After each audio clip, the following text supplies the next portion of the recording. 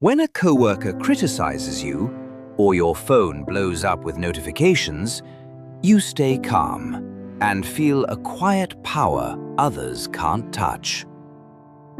Everyone talks about reinventing yourself, but few take the first step. Most drift, reacting to every ping, every opinion, every small disruption. As 2024 begins, the real question isn't whether change is possible, it's whether you can master yourself when the chaos comes knocking, and let that mastery shape your life. Picture this. You face minor annoyances, criticism, even chaos, but you respond deliberately, not reflexively. The world's noise fades, and you begin to feel a subtle shift. Small control compounds into inner authority. Reflection prompt. Pause for 3 seconds. Visualize one thing you've let others control for too long. Before mastery is complete, you must anchor yourself inward. The art of self-care isn't selfish, it's strategic. Every small action is a building block. Make your bed. Reply calmly to a snide comment. Organize your day intentionally.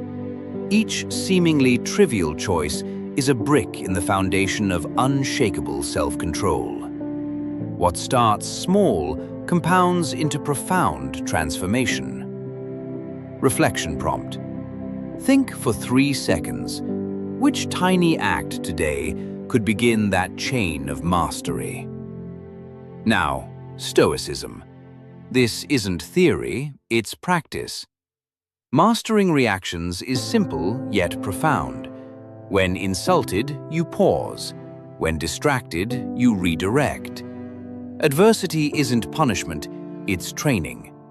Imagine walking over jagged stones. Each step strengthens you, and over time, you move with ease across challenges that once seemed impossible. This is the slow, deliberate crafting of your inner strength. Exercise discipline in subtle ways every day. Each micro-action, a calm reply, a mindful pause, an intentional step, adds momentum. Transformation isn't sudden. It's the sum of repeated choices, small victories that accumulate into a life no one can shake. The next step will reveal your true path. Fail to stand steady, and old patterns trap you again. Succeed, and you unlock the quiet power that will carry into everything you do. Are you ready to take it? Traffic jam. Pause. Spilled coffee. Pause. A screaming child. Pause. Endless notifications. Yet you stay calm. Focused, in control. We all carry worry about what others think, about outcomes we cannot control, about the small disasters that pile up every day. Freedom doesn't come from ignoring life. It comes from caring only about what matters and letting go of the rest. This is the art of not caring. Picture it, chaos all around. Emails flood in. Phones ring. Children or co-workers demand attention. You pause. You choose your response. Every small choice, where you focus, how you respond, builds quiet inner power. Philosophy shows the path to calm and happiness. Aristotle called it eudaimonia, living fully with virtue and purpose. Modern takeaway. Happiness comes from meaningful action, not fleeting pleasure. Example. Finishing a project you've been procrastinating on instead of scrolling endlessly. Epicurus focused on simple joys, friendship, peace of mind, reflection. Modern takeaway. Small, intentional pleasures reduce stress and boost clarity. Example. A mindful walk in the park, a focused conversation, or savoring a quiet cup of tea. Micro actions matter. Make your bed. Reply calmly. Take a mindful breath before responding. Tiny habits may seem insignificant, but repeated daily, they make you unshakable. Each act is like balancing stones carefully. Every choice adds stability to your inner life. Flowing water gradually shapes rocks. Small actions over time polish your resilience. Stoicism reinforces this. Master your reactions, not the world. Life throws chaos constantly, but deliberate responses build strength and clarity. Every small, intentional act compounds. Respond with patience. Pause before reacting. Act with purpose. Over time, stress loses its grip, clarity grows, and resilience becomes visible to yourself and to everyone around you. Think for 3 seconds. Which habit or thought will you stop feeding today? Ignore these steps, and tomorrow you're overwhelmed, stressed, and reactive. Take action now, and each choice builds your fortress of calm, resilience, and control. Are you ready to step forward? Missed deadline? Pause. Rude email? Pause.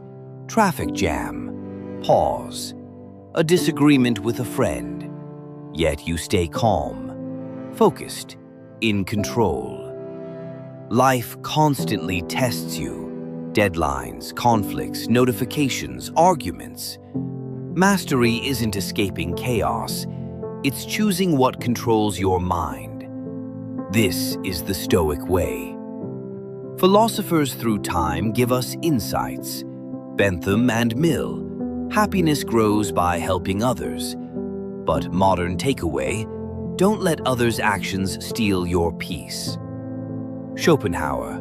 Life contains inevitable pain. Modern takeaway, reduce desires, reduce suffering, lighten your mind. Buddhism. Letting go of attachment leads to inner peace.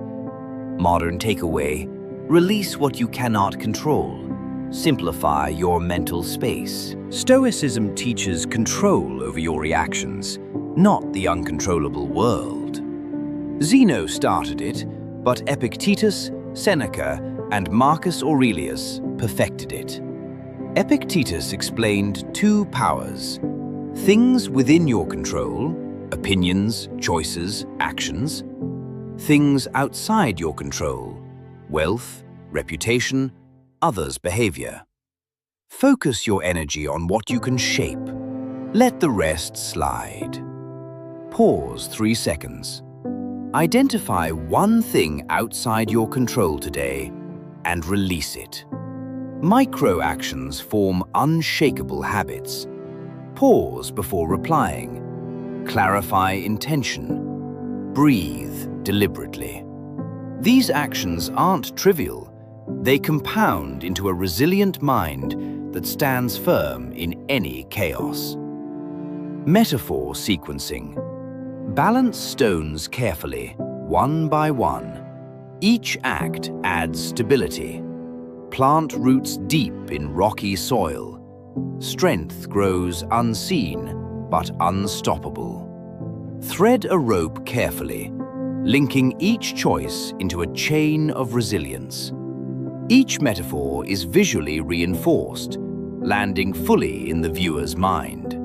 Over time, stress loosens its grip, clarity grows, and calm becomes automatic.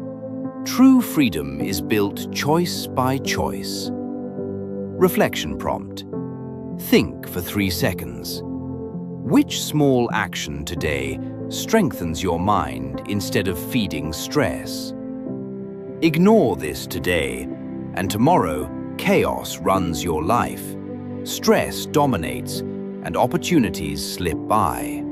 Act now, and each deliberate choice builds your calm, clarity, and inner freedom. Are you ready to wield your power?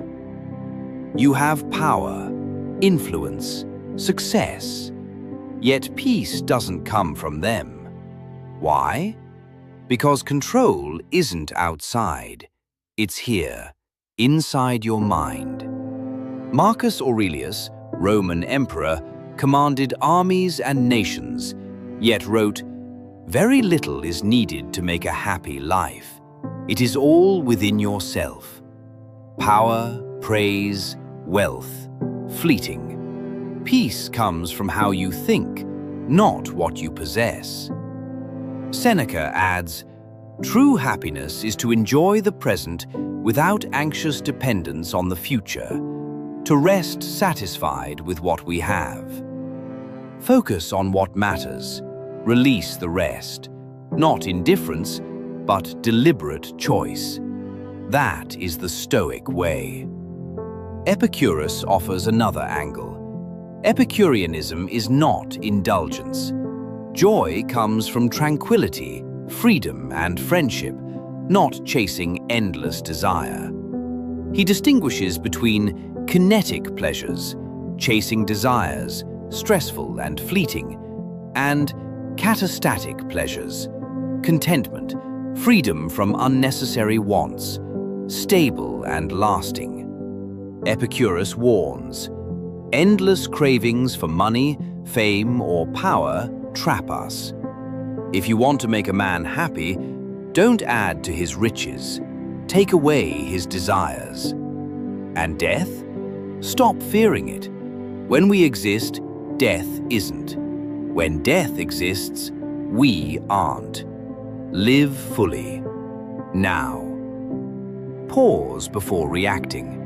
Breathe deliberately before replying. Reflect daily on your intentions. These are not small steps. They compound, forging a mind unshakable by stress, fear, or desire. Prune the branches that drain your energy, unnecessary wants, fears, distractions. Your mind becomes like a calm lake, reflecting only what matters, your choices, your focus, your inner peace. Each deliberate act is a link in a chain, forging resilience, freedom, and joy. Ignore this today, and tomorrow, stress, fear, and endless wants steal your focus, your decisions, your energy, and your joy. Master this now, and every deliberate choice builds your calm, strengthens your soul, and grows true inner peace. Happiness isn't in likes, praise, or wealth. True peace is staying calm when emails flood, notifications ping, and life tries to pull you apart. Epicurus teaches that joy lasts when we care less about endless wants, not chasing money, fame, or fleeting pleasures. True pleasure comes from simplicity, friendship, and freedom. Life can be a calm lake, reflecting only what matters. Pause. What simple pleasure can you savor today? Kierkegaard reminds us that life offers no guarantees. Every choice is yours. Every feeling is yours. Every step is yours. The leap of faith is stepping boldly into the unknown, embracing uncertainty. Courage in the face of the unknown frees the mind. Imagine standing at the cliff's edge, trusting yourself to step forward without knowing the fall. Pause. Where can you step boldly into the unknown today? Buddha shows that real happiness is not pleasure, but deep inner peace. Detachment frees the mind. Wisdom steadies the heart. Life blooms like a lotus rising from muddy water, untouched, calm, radiant. Pause. Which attachment can you let go of now? Across these philosophies, one truth emerges. Peace, joy, and freedom grow when we care wisely, when we act courageously, when we release what we cannot control. Not caring isn't indifference, it's deliberate focus. It's living fully here and now. Ignore this today, and tomorrow fear clouds your mind, desire controls your choices, and worry steals your peace. Master it now, and each deliberate act builds courage, clarity, and calm. Are you ready to act? True peace comes when your mind stays calm, even as notifications ping like alarms, traffic snarls, and deadlines pile on like weight on your shoulders. When desire no longer tugs at you, you are free. The Buddha taught that suffering comes from tanha, craving for what we don't have, clinging, fearing, wanting more. They trap the mind like heavy stones. Detachment isn't ignoring life. It's knowing that everything changes. People, things, events, even ideas, they all come and go. Imagine holding a heavy stone called desire. Now set it down. Feel the relief. That's detachment. When we release attachment, we can fully experience life, joy, sadness, wonder, pain, all without being trapped. Pause, breathe, and let one attachment drift away. 3, 2, 1. Nietzsche challenges us to rise above limits. Traditional rules and social expectations can feel like chains. To not care is not indifference. It's building a version of yourself that isn't confined by fear, doubt, or rules. Step boldly into life. Picture a chain lying on the ground. Walk over it, leaving fear behind. That is freedom in action. Pause. Visualize stepping over a chain that has held you back. 3, 2, 1. Detach wisely. Let go. Step boldly. Question. Every choice shapes your freedom, one deliberate act at a time. Ignore this today, and tomorrow desire, fear, and rules will drag you under like a stormy tide, steal your focus like a thief in the night, and rob your joy. Act now, and each deliberate choice builds courage, clarity, and freedom. Are you ready to step fully into your life? Imagine waking up tomorrow, calm, unaffected by worry, opinion, or chaos. Could philosophy help you actually live that life? Step 1. Focus on what you can control. Some things in life you can change, others you cannot. Your thoughts, your actions, your choices, these are yours. Everything else, other people, the past, chance events, let them go. Pause. See a leaf drifting away on a stream. Which worry will you release today? Step 2. Embrace doubt and uncertainty. Having let go of what you cannot control, now step onto the cliff. The future is unknown, the outcome unclear. Take the leap anyway. Growth begins in uncertainty. Pause. Visualize standing at the edge, horizon wide before you. Where will you step forward today? Step 3. Question social standards. Society tells you how to think, behave, and value yourself. Do these rules match your life, your values? Not caring doesn't mean ignoring responsibility. It means reclaiming freedom. Set your own path. Tear the expectations that bind you. Pause. Imagine breaking chains or tearing a paper labeled should. Which expectation will you release?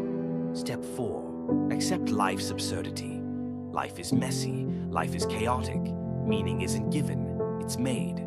Camus reminds us, joy comes from creating your own meaning. Focus on your work, hobbies, relationships, and growth. Pause. See swirling chaos around, yet a figure stands calm at the center. Where will you make your meaning today? Step 5. Practice mindfulness. Sit in silence. Feel your breath. Observe thoughts without judgment. Return to the present moment again and again. Through this, you cultivate non-attachment, clarity, and inner calm. Pause. Close up on breath, reflected in still water. What will you notice in this moment? Every choice shapes your freedom. Every step builds calm. Every moment grows your joy. Walk into tomorrow anchored in what you control, fearless in uncertainty, free from what does not serve you. Your mind, your choices, your life. Our journey through the art of not caring ends here. ground beneath you and notice your breath. Philosophical recap. From the Stoics' clarity, imagine a calm sea amidst a storm. Focus on what you can control. To Epicurus's simple joys, picture a quiet morning with friends, contentment in simplicity. To Kierkegaard's leaps of faith, stand at the edge of a cliff, daring to step forward into uncertainty. To Buddha's detachment, see a lotus rising from muddy water, letting go of what cannot last to find inner peace. And finally, Nietzsche, Camus, Sartre, question everything. Create your own meaning. Embrace life's absurdity. Practical application. Focus on what you can control. Release the rest. Face doubt, step into uncertainty, and let go of social expectations that hold you back. Notice your thoughts and feelings. Be present. Let go when you can. All of this builds space for freedom, calm, and joy. Reflection and lead in. Pause. Take a deep breath. Feel yourself rooted like a tree, calm like still water, yet stretching toward the life you truly want. Free, intentional, alive. The most important things. The lessons we learn, the ideas we explore, the people we meet. You've practiced letting go of the world. Now it's time to turn inward, explore what it truly means to care for yourself. We'll see that self-love isn't indulgence, it's strength. Freedom, life lived fully, and the freedom waiting within you. Imagine waking up tomorrow and giving yourself the same care you give everyone else, without guilt, without fear, without compromise, without apology. Some of history's greatest thinkers, Nietzsche, Maslow, Aristotle, Ayn Rand, Sartre, Buddha, Erik Erikson, have all explored what it means to care for yourself. They teach us that self-love is not indulgence. It is strength. It is clarity. It is freedom. I used to skip rest, ignore my hobbies, sacrifice my health, all to avoid being called selfish. I said yes to everyone, even at my own expense. I realized their wisdom wasn't just theory. It became alive in my own choices. It wasn't until I studied philosophy and psychology that I understood.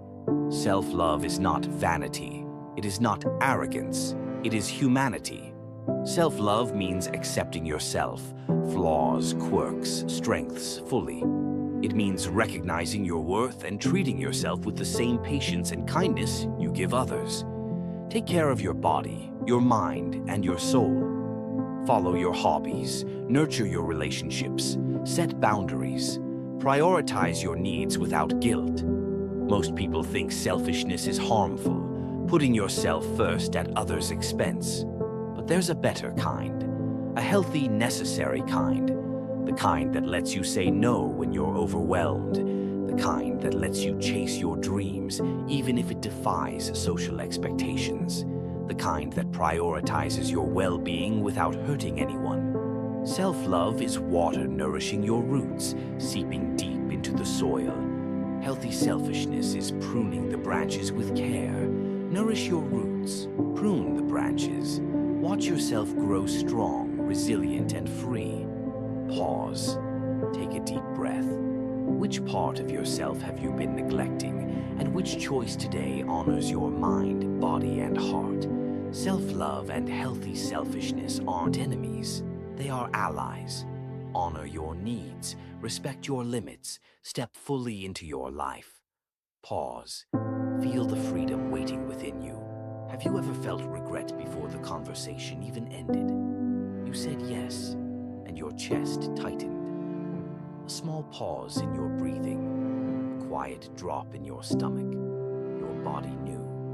You just ignored it. That moment isn't weakness, it's information. Because every time you go against your own limit, your body records it like a silent receipt. The jaw tightens, sleep gets lighter, patience gets shorter, and you call it stress. But it's not just stress. It's the cost of self-betrayal. Not dramatic, not loud, just small internal overrides, repeated daily. This is how people slowly disconnect from themselves. not through trauma, through habit, saying yes to be liked, agreeing to avoid tension, smiling to keep peace, and the world rewards you for it, calls you kind, reliable, selfless. But inside, your nervous system stays on alert because one part of you keeps getting ignored. Self-love begins when you notice this split, the outer you performing, the inner you shrinking, and healthy selfishness is where the repair starts, not with rebellion, with permission. Permission to pause before answering, permission to check your energy like it matters, permission to say, I need to think about it. Feel that shift.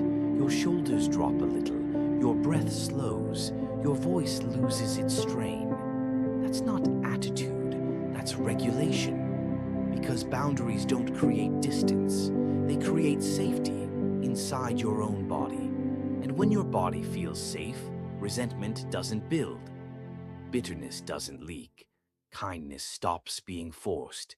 You give because you choose to, not because you're afraid not to. Pause here.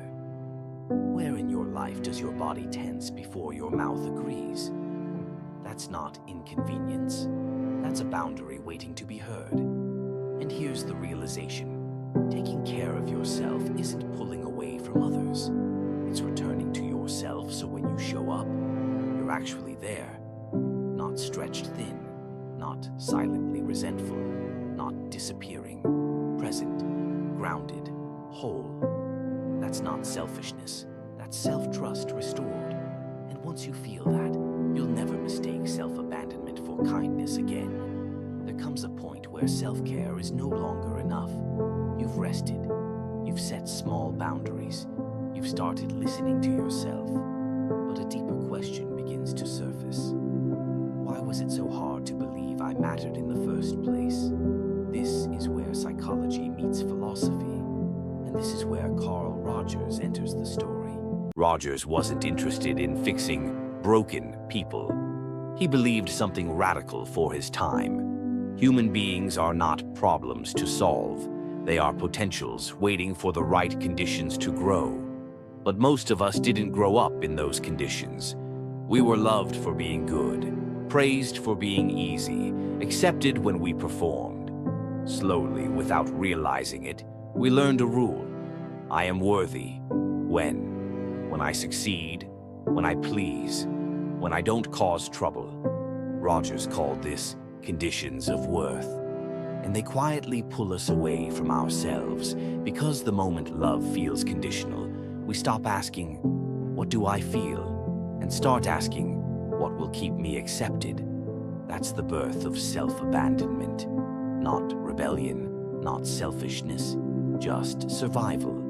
So we shape ourselves around approval and lose contact with our own inner voice. Rogers believed real growth begins when those conditions fall away, when a person experiences unconditional positive regard, not for what they achieve, not for how useful they are, but simply for existing. Something shifts, the nervous system softens, your chest expands, and breath flows deeper. Pause. Notice the tension melting. Curiosity returns like a gentle tide. Honesty settles into your bones. Choice spreads through your limbs. For the first time, a person can ask, what do I actually want? What feels true to me? This is where self-love becomes real. Not hype, not affirmations, but the quiet rebuilding of internal authority. You stop measuring your worth by reactions. You stop outsourcing your value. You start trusting your own experience. And from that place, healthy selfishness grows naturally. Boundaries stop feeling cruel. They feel necessary. You're not pushing others away. You're no longer pushing yourself aside. Love transforms. You give, not to secure belonging, but because you already belong. Grounded, whole, free. Pause. Feel that question in your chest. If you had never learned to earn love, who would you be right now? Take a breath. Imagine a self that doesn't have to perform. A self that simply exists, worthy, complete, alive. That's the doorway we walk through next. open, waiting, full of possibility. Rogers helped us feel safe inside ourselves. Maslow helps us understand what that safety is for, because once the constant inner fight quiets, a different question rises. If I'm not just surviving, what am I here to become? Maslow believed humans aren't driven only by pain. We're pulled by something, a quiet pressure to grow, to become more fully alive in our own lives. You felt the opposite of that, the late-night glow of your phone when you're too wired to sleep, the exhaustion after saying yes again, the guilt that shows up the moment you try to rest. That's not laziness. That's a system running on empty. Maslow said we move through layers of need, not like a diagram, but like a body trying to stabilize. When you're underslept, overwhelmed, running on fumes, you don't think about purpose. You think, I just need relief. Safety comes next. Spaces where your shoulders drop without you noticing, where your nervous system isn't braced. Then belonging, being wanted without editing yourself. Then esteem, that steady sense that your needs matter. Your voice counts. You're allowed to take up space. And only then does the top open. Not success, not applause. Self-actualization, becoming more yourself. And here is the hinge, the line everything rests on. You cannot become yourself while abandoning yourself. Pause, because every time you push past exhaustion, every time your chest tightens and you say yes anyway, you don't grow. You stay in survival. Hard truth, no one expands while depleted. Self-love, in Maslow's view, isn't soft, it's structural. It looks like going to bed instead of scrolling, like not answering that message tonight, like leaving the room that makes you feel small. Small actions, life-changing direction. Because when your system finally has enough, something unexpected happens. You listen longer in a conversation without secretly counting the minutes. You sit with a child's question without irritation rising. You help without feeling drained afterward. Care stops costing so much. Maslow called this transcendence. Not losing yourself, having enough of a self to extend beyond it. You don't give to prove your worth. You give because there is something there to give. This is the arc. Stabilize. Respect your needs. Grow into yourself. And then contribution is no longer sacrifice, it's expression. So self-love doesn't pull you away from the world. It ends the war inside you that was keeping you from it. And that's the shift. You were never becoming too selfish. You were becoming solid enough to finally be here. Long before psychology gave this language, a philosopher was already circling the same truth. Aristotle, not just a thinker, someone who spent his life asking, how do we live well? At the heart of his answer, eudaimonia, often mistranslated as happiness. It's bigger than a feeling. It's flourishing. A life where your potential isn't stored. It's lived, not a mood, a way of being. And here's where Aristotle takes the Maslow insight further. You cannot flourish while living against yourself. Self-love, for him, wasn't indulgence. It wasn't comfort or ego. It was cultivating what is truly good for you. A quiet, exacting work. The choice to act again and again in ways that honor your capacities. Picture this. You're standing in a studio at midnight, empty canvas, paintbrush in hand, every stroke a small rebellion against laziness, every line in alignment with who you could become. Not for applause, not for money, but because leaving this undone would be a betrayal of your own potential. Aristotle called this reasonable self-interest. It's not taking from others. It's refusing to abandon yourself, choosing growth over comfort, integrity over convenience. Virtue is not a list. It is the tension in your chest when you do the hard, honest thing. Courage in saying no. Wisdom in choosing the path that stretches you. honesty in facing yourself even when it hurts. And here's the subtle revelation. When you cultivate yourself in this way, your life naturally contributes. Not because you were told to, not to earn approval, but because a life fully lived radiates outward. Excellence uplifts, integrity stabilizes, growth becomes contagious. Flourishing isn't selfish, it's the ethical act of bringing your full self to the world. And now, you see it. Self-love is not a detour from life. It's the work that makes your life matter. The only way to finally arrive, because a half-lived self cannot give its gifts. A cultivated self transforms everything around it. Long before psychology gave this language, a philosopher was already circling the same truth. Aristotle, a thinker walking through Athens, asking, "What does it mean to live a good life?" His answer wasn't pleasure, not success, not comfort.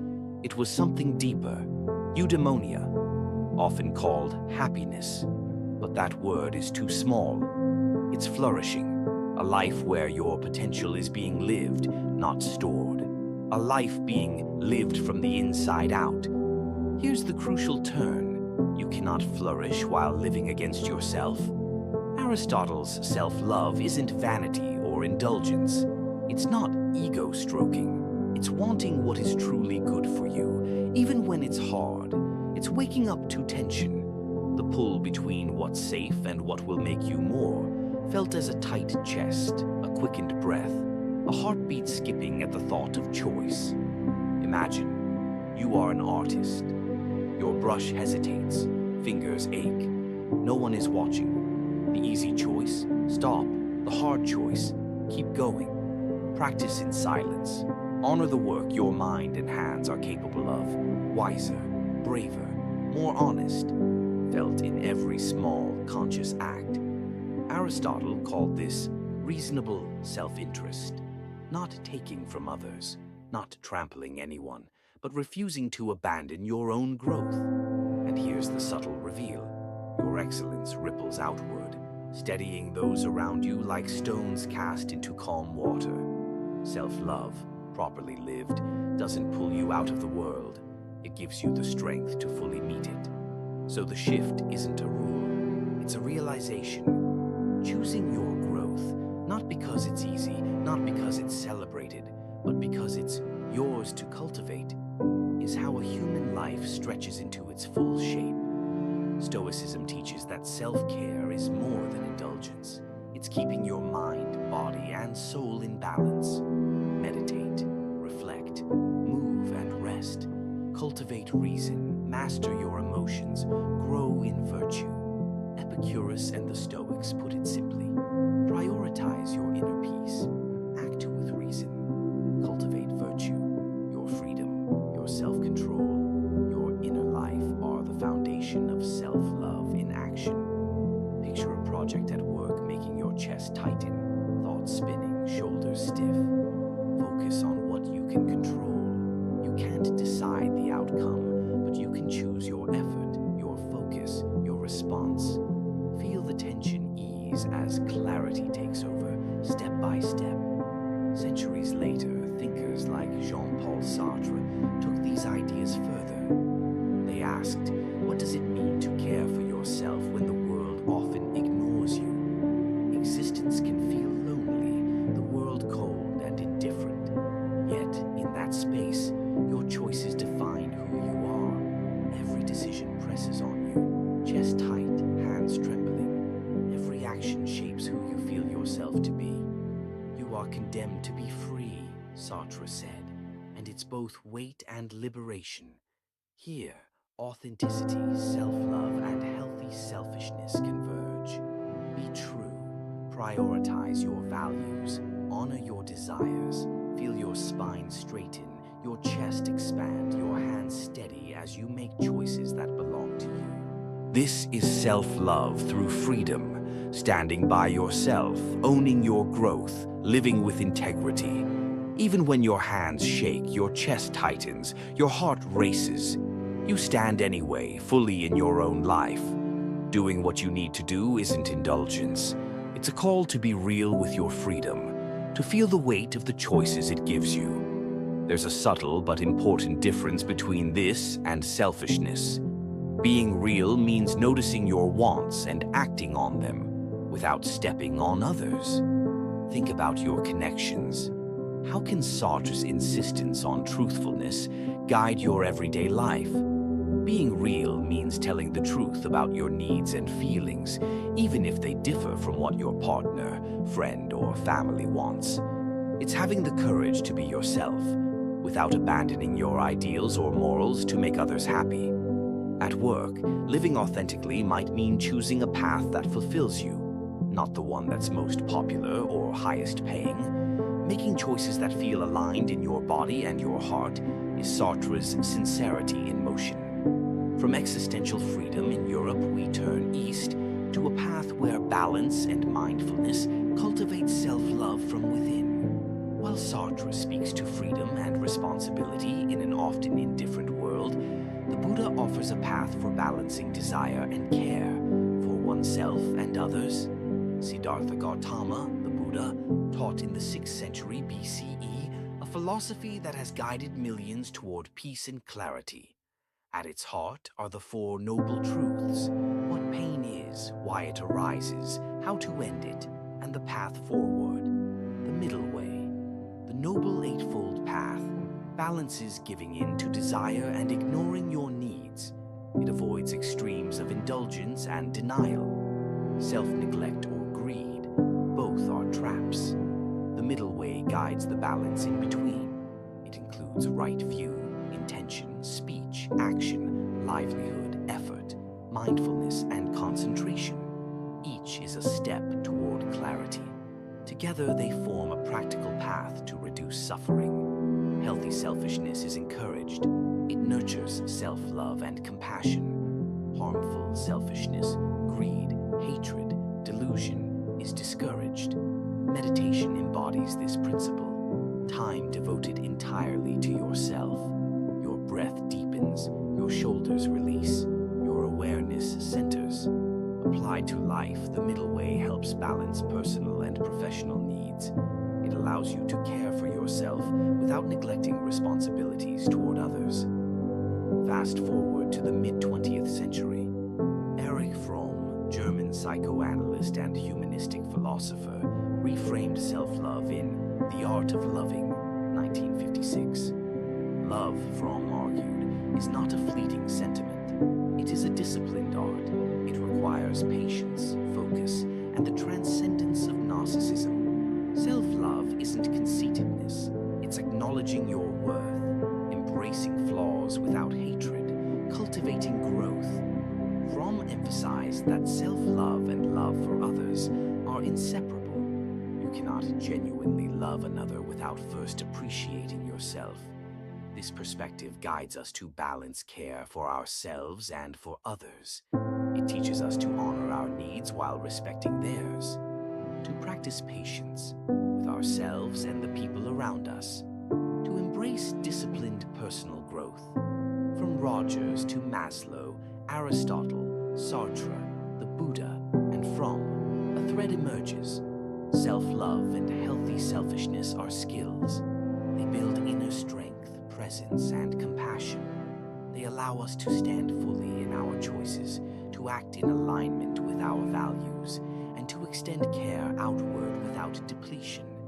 Feeling your spine lengthen, your chest open, your awareness settle. That is self-love.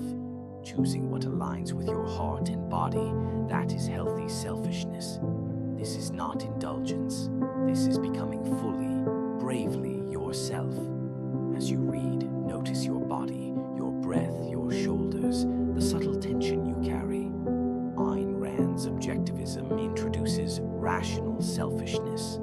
Pursuing your self-interest deliberately, with reason, is the highest moral purpose. Contrast this with Stoicism, as taught by Epictetus.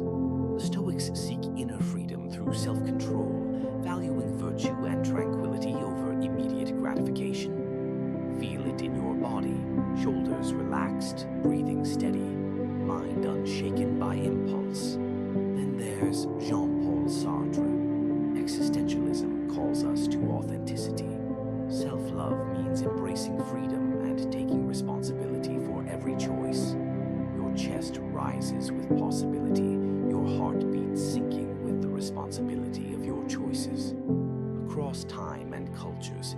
thinkers have explored caring for oneself while engaging the world.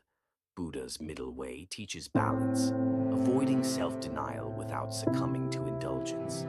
Erich Fromm frames it simply: self-love is an art. Caring for yourself enables you to care for others fully. Self-love is neither vanity nor narcissism. It is recognizing your worth, meeting your needs, physical, emotional, psychological. Healthy selfishness is asserting boundaries, saying no when necessary, while remaining empathetic. Picture existence, a tiny dot in infinite black, every human story within it. Absurd, overwhelming, yet full of potential. If you've asked, who am I? Why am I here? You've touched existentialism. Life has no pre-written script. Meaning is yours to create. Freedom is yours to inhabit. Responsibility is yours to embrace. Across philosophers and psychologists alike, the lesson is clear. Self-love and balanced selfishness aren't luxuries. They are the foundation for living fully, freely, and responsibly. They let you grow, flourish, and stand fully in the life you are meant to live. It suggests something radical, that it's up to each of us to give our own life meaning, to move through a vast, indifferent universe where no moral framework waits to guide us. This philosophy, existentialism, began forming in the late 19th and early 20th centuries and came fully into focus after the devastation of World War II. In the shadow of destruction and disillusionment, it emerged as a rebellion, a philosophical uprising confronting the human condition in a world that no longer felt stable or certain. At the center of this movement, two figures rise: Jean-Paul Sartre and Albert Camus. Sartre's most famous idea is simple in wording, immense in consequence. Existence precedes essence. We are not born with a fixed purpose or nature. We appear first, and only afterward, through our choices and actions, do we define who we are. This is freedom, but not the light kind. If nothing defines you in advance, then everything rests on you. That realization brings a particular kind of vertigo, what Sartre called anguish. Not fear of danger, but the weight of knowing that your values and identity are shaped by what you choose. We are, in his words, condemned to be free. Camus stood before the same landscape and gave it a different name: the absurd. The universe does not answer our questions. It does not justify our suffering or explain our existence. It remains silent. When our longing for meaning collides with that silence, we meet the absurd, and his answer is defiance. We live, not because life explains itself, but in resistance to its silence. We create, love, and act without guarantees, refusing to collapse into despair, even when certainty never comes. Freedom begins the moment we stop demanding that the universe make sense and start deciding how we will live within its indifference. Why this matters. These ideas surface in ordinary moments of decision. When you choose a path without certainty, when you take responsibility instead of blaming circumstances, when you act even though no final answer appears. Existentialism does not soothe, it clarifies. Meaning is not discovered like a hidden object. It takes shape through the way you live. The roots. Though existentialism is modern, its foundations reach further back. Søren Kierkegaard argued that truth becomes real only through personal commitment. He explored anxiety, choice, and the leap of faith. The moment a person commits without guarantees, standing alone before existence and, for him, before God. Friedrich Nietzsche saw inherited value systems collapsing and issued a challenge. Become a creator of values. Shape your life as an expression of strength and affirmation rather than obedience to fading certainties. Historical pressure. Existentialism intensified under extreme historical strain. World wars, totalitarian regimes, genocide, and the nuclear threat. Structures people once trusted gave way.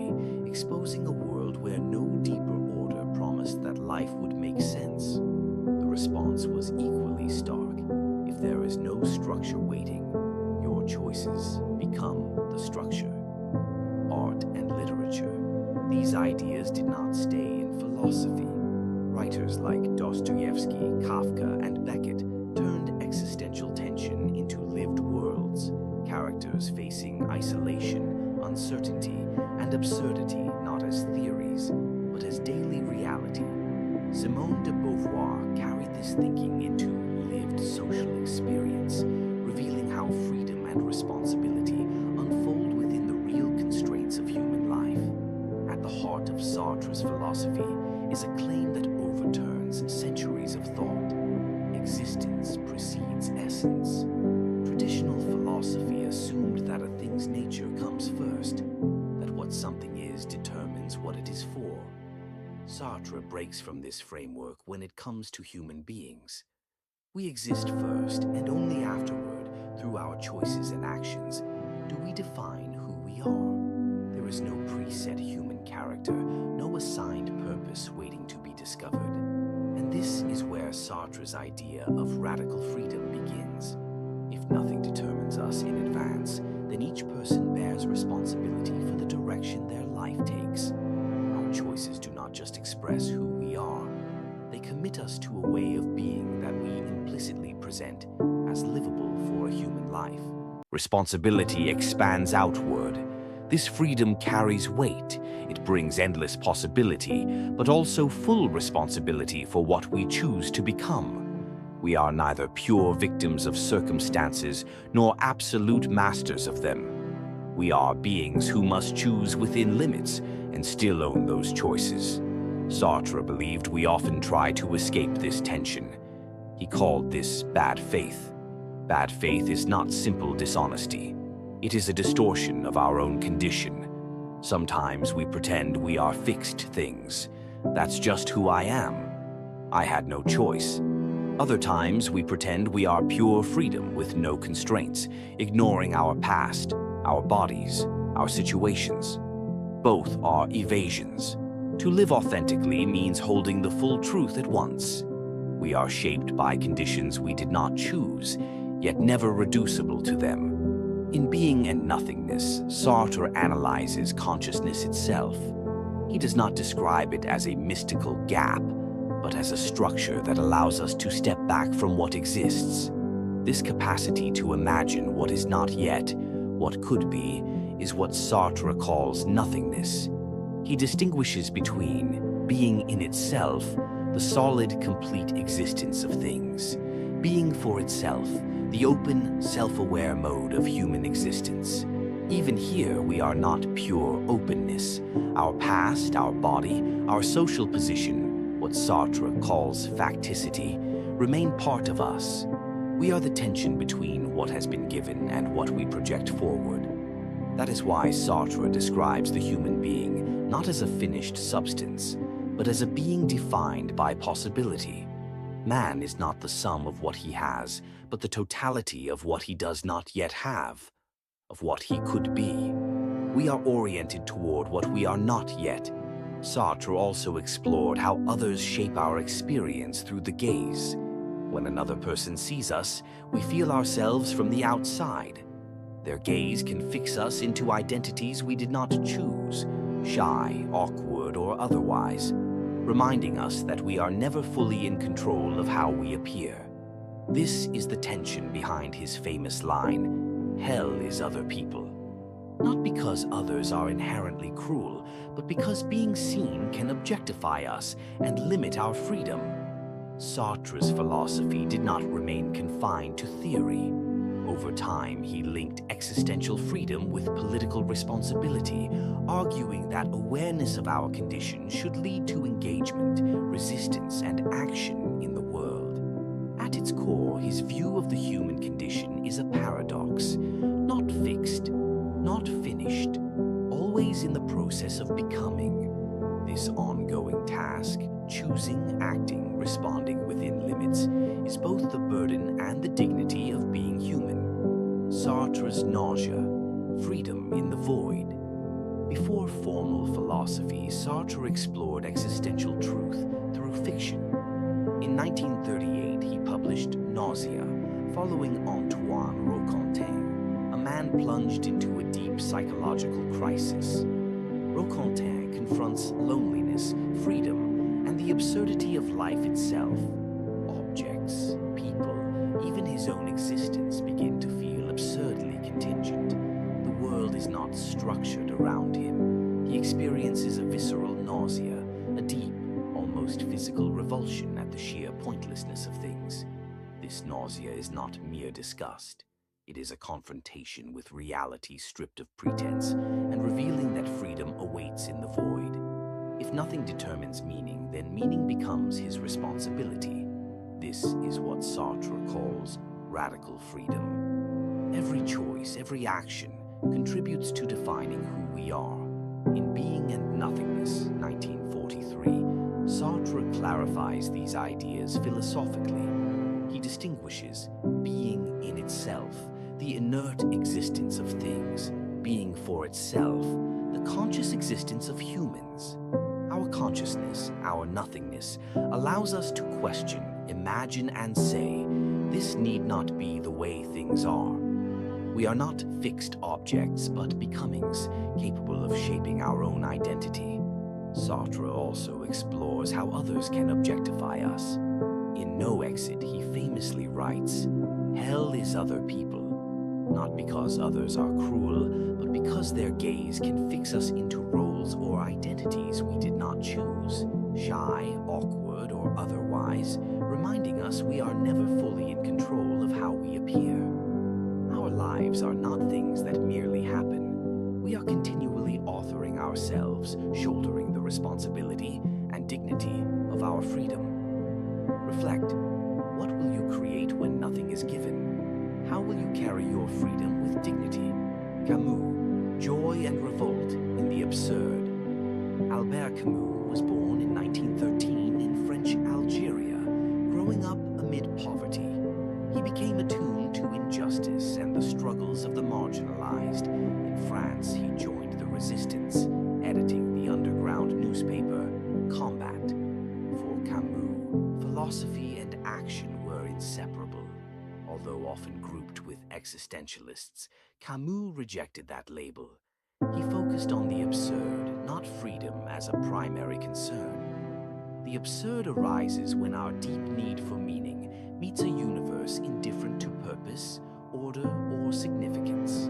In the myth of Sisyphus, Camus imagines Sisyphus condemned to roll a boulder endlessly up a hill, only to watch it fall.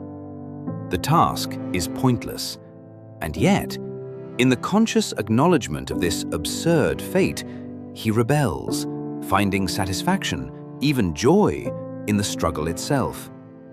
Camus reminds us that life can be fully lived even in ordinary daily moments, choosing to act, love, and create despite the absurd. From shock to revolt, Sartre presents the weight of freedom and the responsibility it entails. Camus shows us how to live in its light, embracing life with conscious defiance and joy. Reflect. What choices will you make when nothing is given? How will you carry your freedom and rebel with dignity? Key concepts: absurd, freedom, nothingness, radical freedom. Camus, clarity without appeal. Camus begins not with comforting or transcendent hope, but with clarity. The world offers no higher court of appeal. No ultimate explanation waits behind the curtain of things. The universe does not answer our questions, and this silence is what Camus calls the absurd, the tension between our longing for meaning and the world's indifference. But this condition does not condemn us to despair. It demands lucidity. To live the absurd is not to escape into illusion, nor to invent consoling stories. It is to remain present, awake, and honest, to face existence without appeal beyond it. Revolt. From this clarity emerges Camus' central response: revolt. Revolt is not mere persistence. It is a lucid and ongoing refusal, a refusal to lie about reality, a refusal to surrender to false hope, a refusal to give in to resignation. It says, "The world may be silent, meaning may not be given, but I will remain." This rebellion is not dramatic. It shows itself quietly, going to work again, loving someone again, starting over after failure, not because life is justified, but because we are here. The discovery of value. In this stance, something unexpected appears. Value is not decreed from above. It is discovered in shared human vulnerability. When we refuse despair, we also refuse to deny the suffering and limits we share with others. Revolt becomes solidarity. The same honesty with which we face existence becomes a refusal to accept injustice or cruelty disguised as necessity. Camus speaks less of abstract dignity and more of human limits, the boundaries that suffering, mortality, and fragility place on what can be justified in the name of ideals. Mediterranean lucidity. This philosophy is not cold. It is grounded in the sensuous presence of life. Sunlight on skin, the warmth of the sea air, the immediacy of the body in the world. These are not escapes. They are anchors, reminders that life is lived here, now, in experience, not in metaphysical promises. Lucidity does not remove beauty, it makes it sharper. Meursault, exposure, not example. In The Stranger, Meursault embodies this exposure. He does not pretend meaning where he does not feel it. His crime, in the eyes of society, is less the act itself than his refusal to perform expected emotions. He reveals how deeply social life depends on shared narratives about meaning. But he is not offered as a moral model. He is an exposure, a figure that shows what life looks like when illusion falls away. Acceptance without surrender. This is not surrender. It is lucid acceptance without appeal. We do not accept because everything is good. We accept because reality is real, and revolt begins from truth, not denial. Ethics here is not built on absolute commandments. It arises from the recognition that we suffer, hope, and endure together.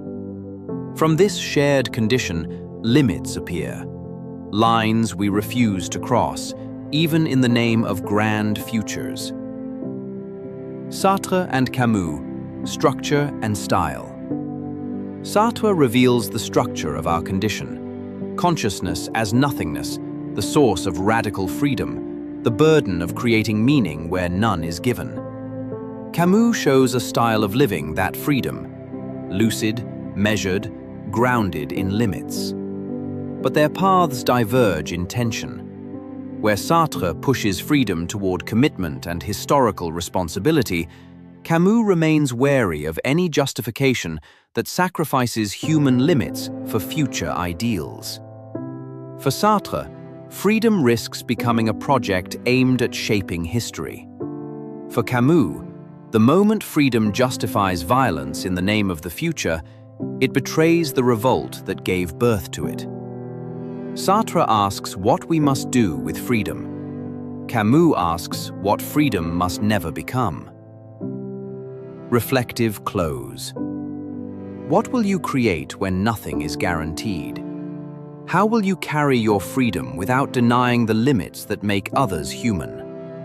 That is the space between freedom and revolt, between choosing a life and choosing how to live it truthfully. From absurd insight to modern life. I had only to wish that there be a large crowd of spectators the day of my execution, and that they greet me with cries of hate. Through Meursault's stark acceptance, Camus dramatizes the absurd, life's contingency laid bare, stripped of comforting illusions. We are left sober, aware of existence stripped of comforting illusions. From this clarity arises revolt, the conscious choice to live fully and honestly, even when no ultimate meaning is guaranteed. The turn toward us. Having journeyed through the minds of Sartre and Camus, we are confronted with a pressing question. How do these existential insights guide life in the modern world? Though written in the 20th century, their philosophies speak directly to the 21st, an age of distraction, social pressure, and endless comparison. Both thinkers ask us to rethink how we live. Sartre, in daily life, situated freedom. From Sartre, we learn that humans are situated beings, conscious, free, yet always within constraints. Every choice we make implicitly asserts a vision of what humanity can be.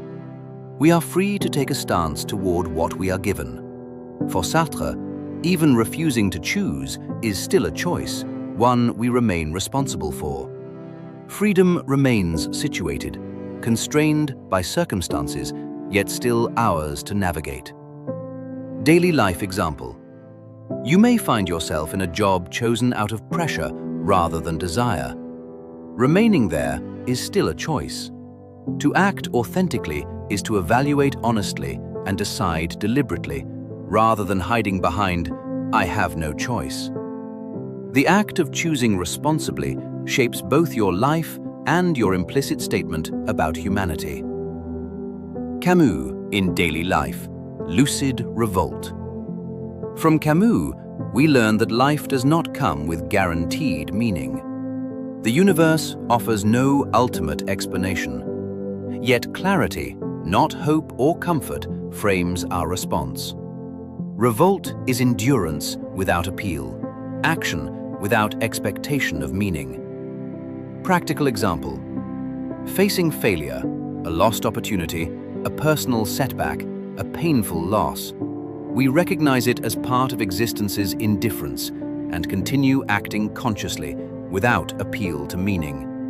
To strive again, to love again, to engage again, this ongoing refusal to surrender is revolt. Authenticity and everyday engagement. Existentialism calls us back to direct engagement with life, not drifting through expectations or illusions. Are your choices expressions of freedom or escapes from it? Do your choices respond to existence's reality or to habit and illusion? These questions anchor existential philosophy in everyday reality, from career paths to social media habits to moral compromises. We are challenged to confront discomfort and make deliberate choices. Freedom, meaning, and limits. Sartre emphasizes the structure of freedom, the responsibilities embedded in every choice, and the vision of humanity that each decision projects. Camus emphasizes the style of living that freedom, lucid, aware of human limits, and active in the face of indifference. Together, they remind us, freedom is exhilarating, but it can feel like exposure. The absurd is clarifying, but it can feel isolating. Meaning is not given, it is enacted. If life offers no guarantees, if the universe remains indifferent, what stance will you take today? How will you act in the clarity of freedom and revolt? Existentialism, purpose, and fulfillment. Human freedom is real, weighty, and shaped by the circumstances we inherit. Our facticity sets the stage, but it does not define our choices. In a world without inherent meaning or absolute laws, we remain responsible for how we engage with life. Existentialism calls us to define our values and act deliberately. For Sartre, this means embracing responsibility. For Camus, it means living in continuous revolt against life's indifference. Purpose. Purpose is not given. It is enacted through our choices, even amid uncertainty and the absence of inherent meaning. Every decision carries weight. Inaction is itself a choice. Facing a career decision, a relationship challenge, or the pull of social media, ask yourself, what aligns with my authentic values? Which path reflects who I truly am? Every choice shapes the person you become and the humanity you project. Fulfillment. Existential fulfillment emerges from engaged, authentic living, not from meeting societal expectations or external benchmarks. It comes from embracing your passions and taking responsibility for shaping your life. Practical ways to practice fulfillment include: pursue a passion, even without reward. Work for causes that matter to you. Build relationships grounded in chosen ethics. Commit to growth, learning, and conscious engagement with life. For Sartre, fulfillment is tied to responsibility and the projection of humanity. For Camus, it arises from lucid engagement and revolt. Living fully, even when life offers no guarantees. Embracing the absurd. Challenges, setbacks, and life's randomness are not interruptions. They are part of existence itself. Confronting the absurd is not despair. It is a call to live lucidly and deliberately. Revolt is ongoing and deliberate. It is not consolation or resilience. It is awareness of life's indifference and choosing to act anyway. A personal failure, loss, or unexpected change becomes a chance to practice revolt, to act consciously and reaffirm the path you choose, even without inherent reward. Existential lens on modern life. Existentialism transforms life from passive drift into conscious, intentional living. It grounds action in freedom, responsibility, and lucid engagement with the absurd. Modern life offers many crossroads: managing online identity, choosing a career path, balancing productivity with creativity, or confronting personal setbacks. In each case, existentialism reminds us that meaning is created, not given. We must choose how to act and who we will become. Sartre versus Camus. Freedom is exhilarating but heavy. The absurd is clarifying but isolating. For Sartre, freedom comes with responsibility and shapes the vision of humanity we project through our choices. For Camus, revolt is the ongoing practice of living lucidly in a world without inherent meaning. How we navigate this tension with conscious choice and continuous lucid revolt shapes the humans we become. If meaning is not given, how will you live? What kind of human will you choose to become in a world without guarantees? From existentialism to Stoicism, living with freedom and wisdom. Existentialism equips you with the freedom to define your life and create meaning. Sartre reminds us that freedom is real and weighty, exercised within the circumstances we inherit. Camus urges us to confront the absurd and live in conscious revolt, fully aware of life's indifference. But freedom and revolt alone can feel overwhelming. Stoicism offers a natural complement, practical guidance to navigate life's pressures, setbacks, and distractions while living freely and intentionally. Stoicism, ancient wisdom for modern life. Seneca, a Roman philosopher and advisor to Nero, distilled Stoic wisdom in Letters to Lucilius, practical guidance for living with virtue, calm, and resilience. His insights remain relevant today. Even in our fast-paced, distracted world, the human challenges of fear, uncertainty, and frustration are familiar. Stoicism teaches us how to act deliberately, stay grounded, and maintain clarity. Stoic principles in practice. Focus on what you can control: your choices, thoughts, and actions. For example, when a work deadline looms, organize your effort rather than obsess over the outcome. Accept what you cannot control: other people's actions, external events, and life's unpredictability. When someone criticizes you unfairly, acknowledge what's beyond your power and focus on your response. Cultivate virtue and resilience. Practice patience, courage, and integrity in everyday life. When facing setbacks, respond thoughtfully rather than reacting impulsively. Seek tranquility. Calm the mind by orienting your energy toward deliberate action, not distraction or worry. Even scrolling through social media, you can pause to choose focus over mindless habit. By applying these principles, Stoicism helps you navigate the world wisely while maintaining inner balance, without denying life's challenges. What can you control today?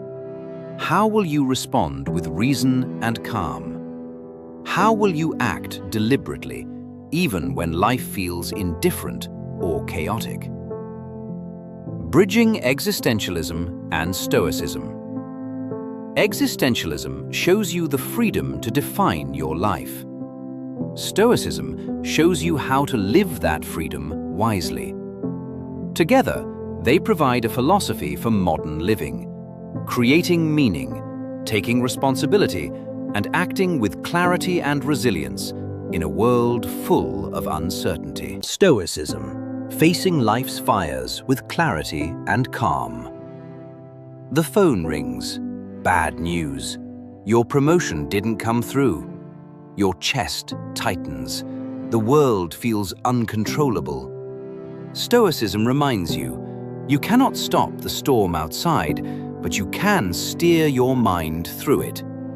Seneca wrote, "Fire is the test of gold, adversity of strong men."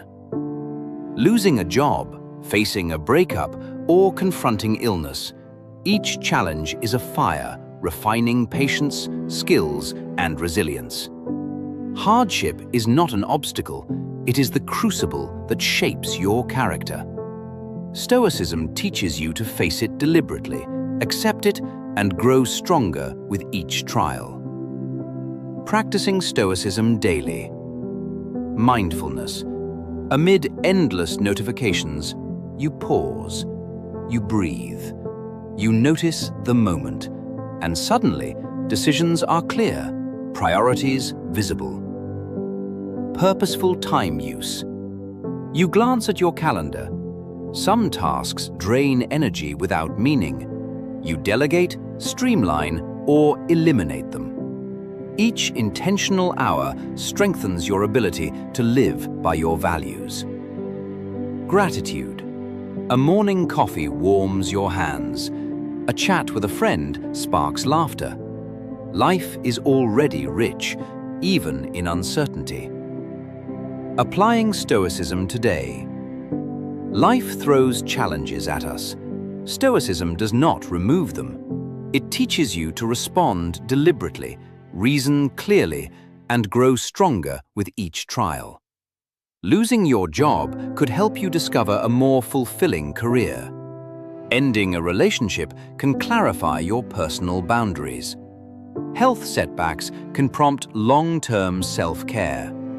Global crises can inspire innovation, solidarity, and resilience. This approach does not ignore pain. Stoicism asks you to recognize it, accept it, and act deliberately, using life's fires as an opportunity to refine character and clarity of mind. Right now, what fire are you facing? What small, deliberate action can you take today to meet it with clarity, calm, and courage?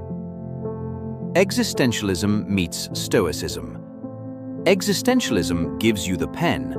Stoicism teaches you to write wisely, act deliberately, and meet life's fires with reason, courage, and calm. Together, they make a life meaningful, resilient, and fully lived.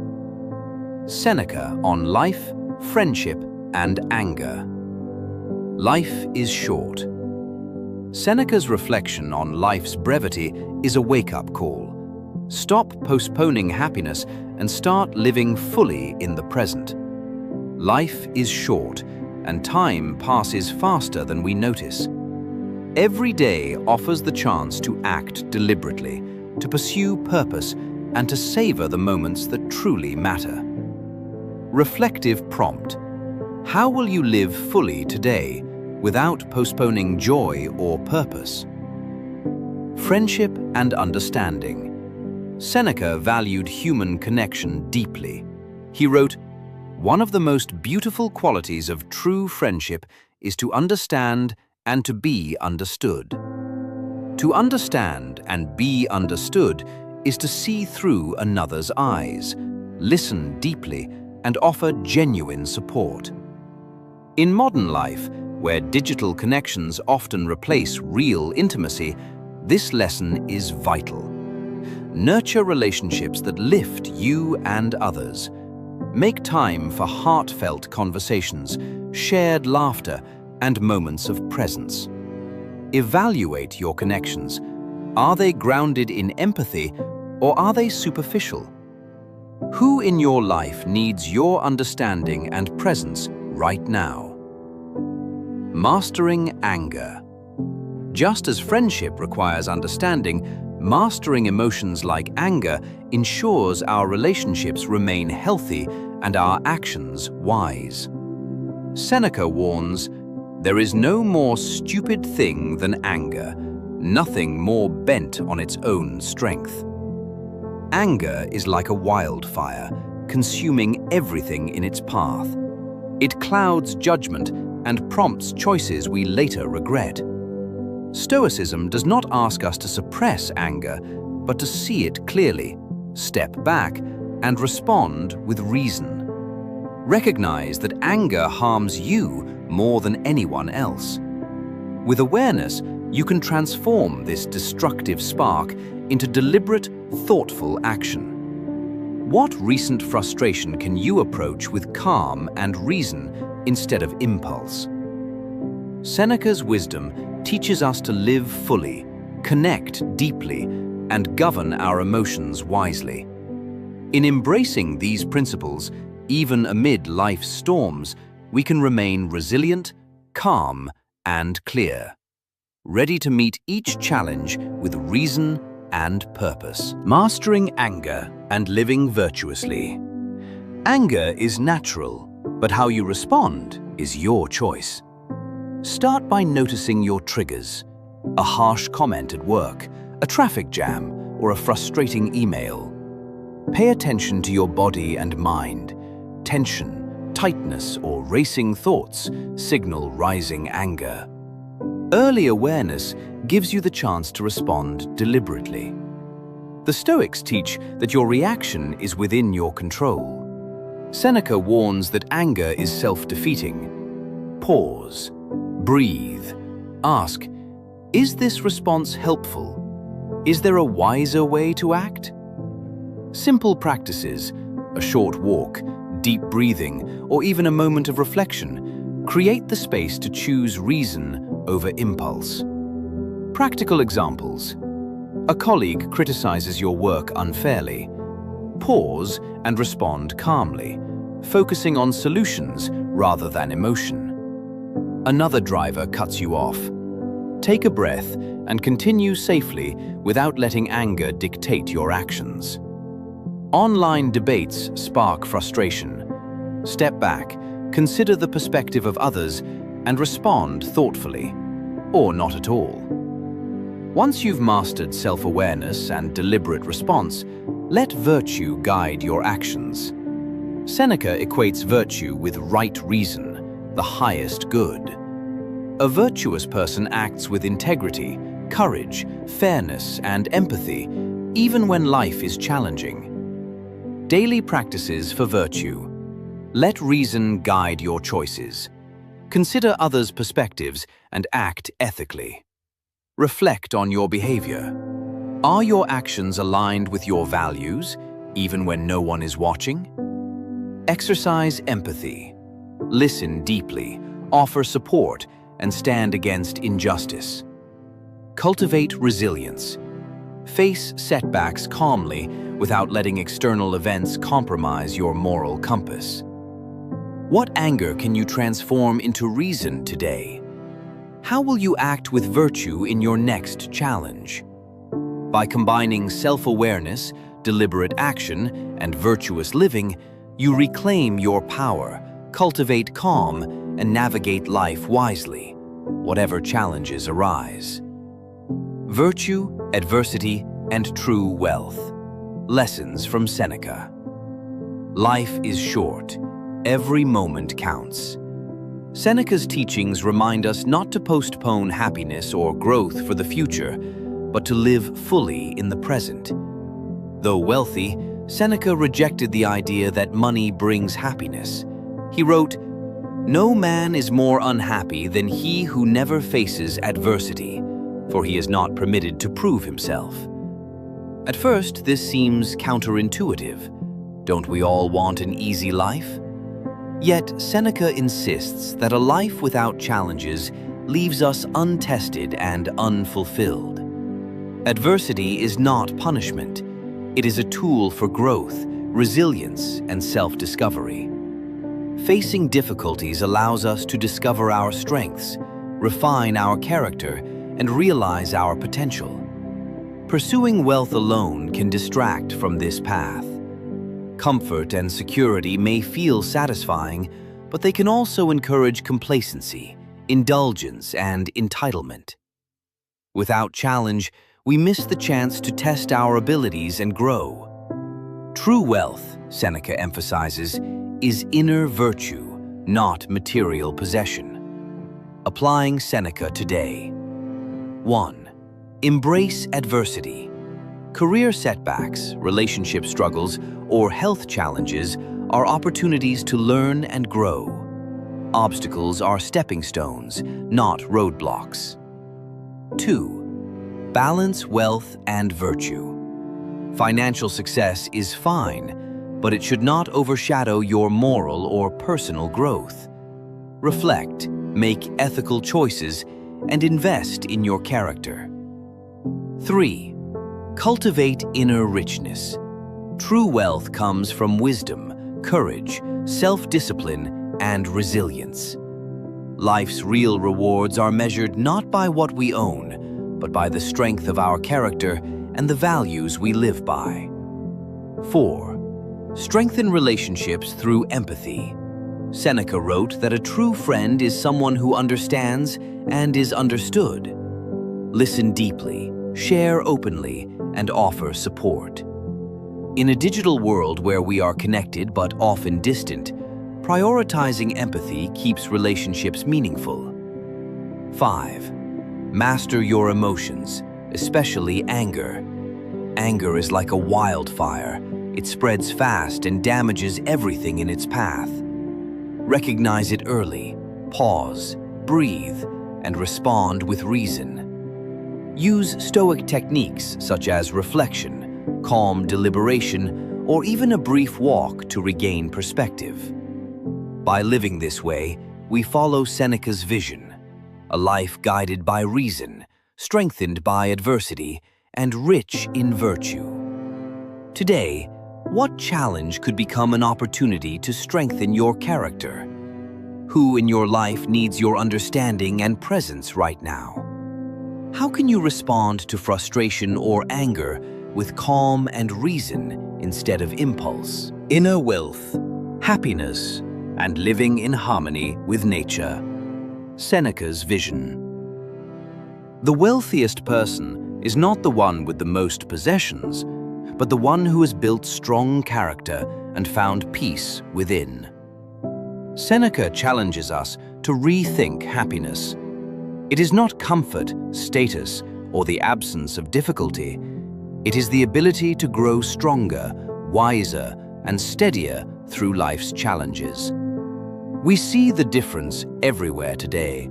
One person may have success, recognition, and comfort, yet live in anxiety and restlessness. Another may live simply, but with clarity, integrity, and calm. The first has outer wealth. The second has inner wealth. Seneca's message is clear.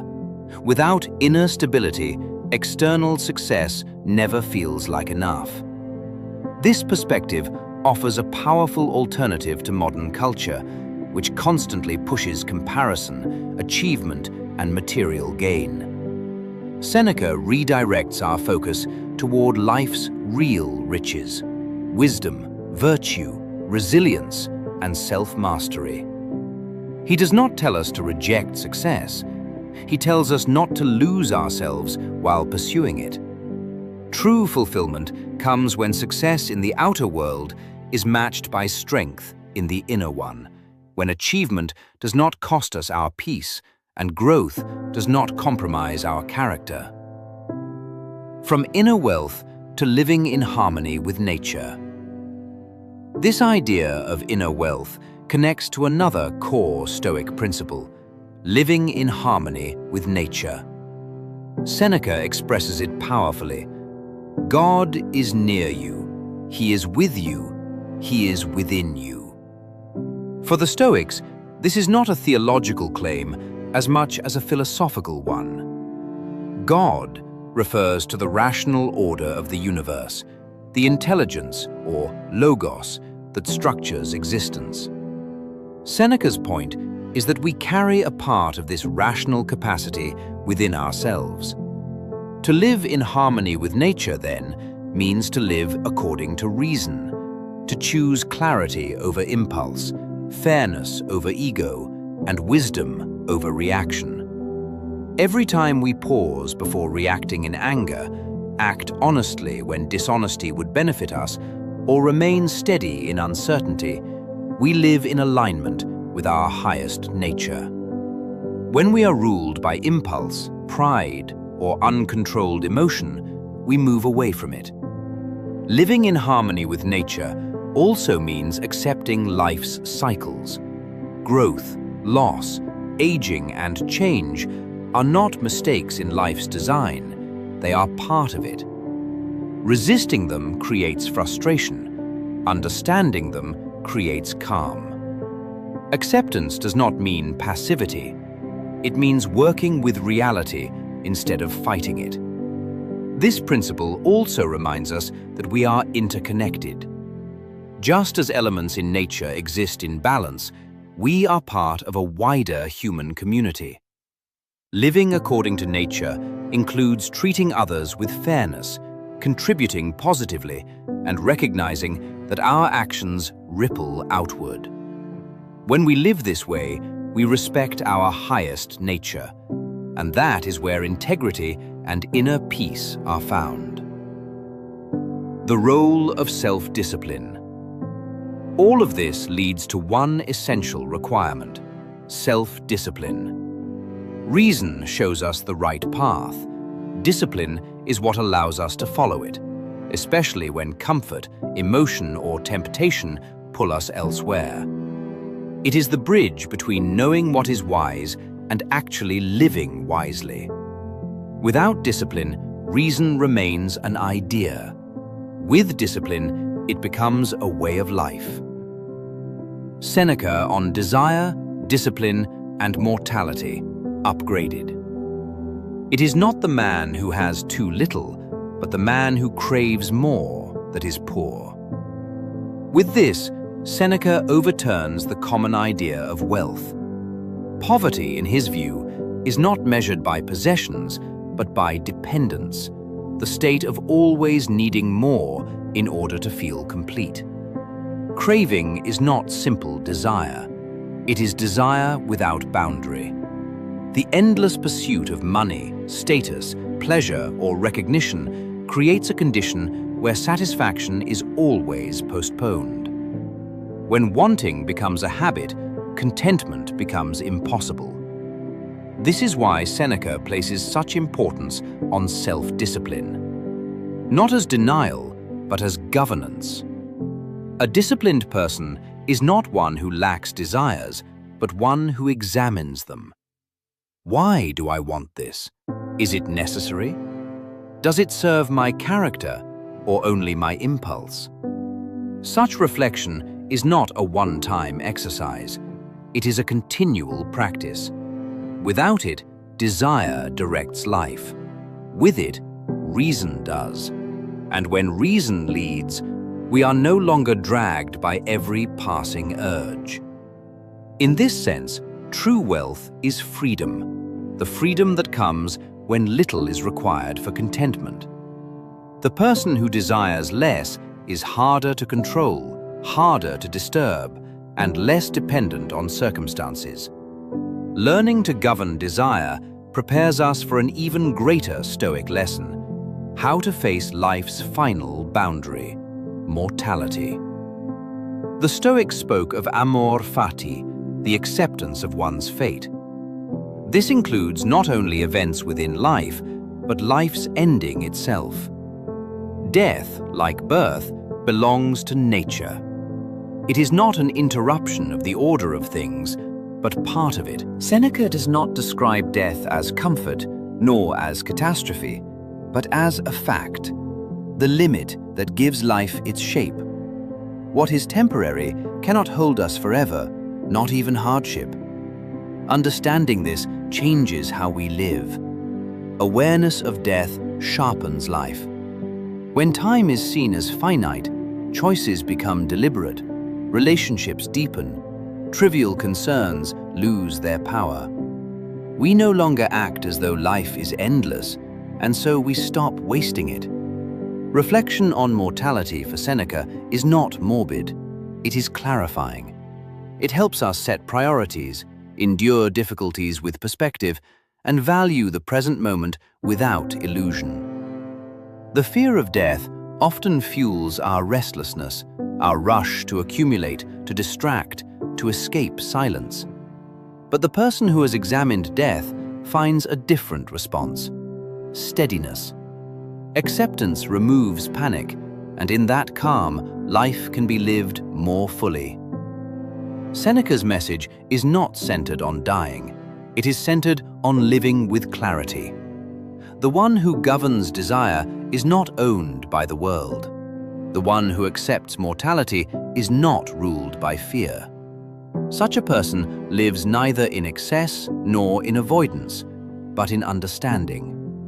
And in Stoic philosophy, that understanding is freedom. Conclusion: Stoic lessons in practice. Travel, whether physical or mental, reveals hidden parts of ourselves. Stepping beyond the familiar creates space for reflection, clarity, and insight into what we truly value. Seneca teaches that adversity is not an obstacle, but a catalyst for growth. That the present moment is all we truly control. That friendship thrives on understanding and being understood. That anger and fear must be met with reason and presence. And that true wealth comes from self-discipline, not possessions. He shows us how to live in harmony with nature, accept the inevitability of death, and take intentional steps to strengthen our minds, whether through solitude, reflection, or even travel. Each lesson is a tool, a way to align our inner life with reason and virtue. These insights are not abstract ideals. They are a roadmap for daily living, guiding us to act with clarity, courage, and integrity in the midst of life's challenges. By embodying these principles, cultivating virtue, embracing what we cannot control, and navigating life with reason and awareness, we honor Seneca's legacy and cultivate a life of purpose, resilience, and profound inner freedom. Seneca on fear, reason, and renewal. There are more things likely to frighten us than to crush us. We suffer more often in imagination than in reality. Fear and anxiety rarely live in the present. They dwell in imagined scenarios, past mistakes replayed, or future disasters rehearsed, which often feel larger than reality itself. The Stoics offer a solution: distinguish what is within our control from what is not.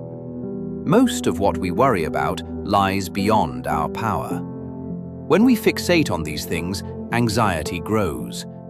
When we turn attention to what is ours, our judgments, choices, and actions, the mind regains stability. Reason becomes our tool. Seneca urges us to ask, is this likely or merely possible? Is it under my control or outside it? Are my fears based on facts or assumptions?